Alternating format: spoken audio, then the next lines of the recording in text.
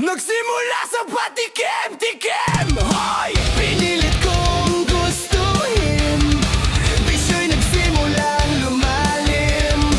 Kaya ngayon ang hirap tanggalin. Kabilin-bilin na ng lola, huwag nang uminom ng serbesa. Ito'y hindi inuming pambata, mag-soft drinks ka na lang muna. Pero ngayon ako'y matanda na, lola pahingi ng pantoma. Ayan na nga, tumataas na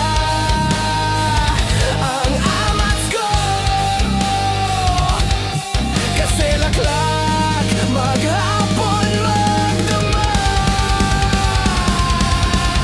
Hoy!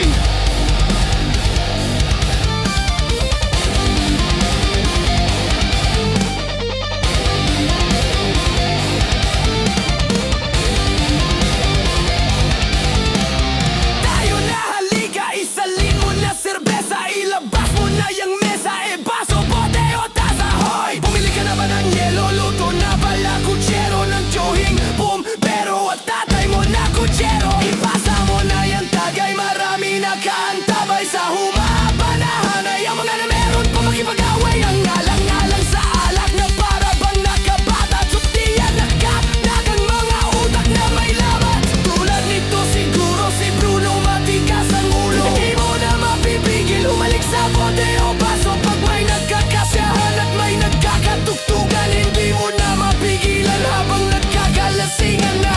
Sige na, umuwi ka, lasing ka na, sumusuka pa. Teka, bakit umiikot ang iyong mga mata? Sino bang may sabing uminom ka ng 15? Hindi ka rin naman pala tanga. Laklak ka na laklak.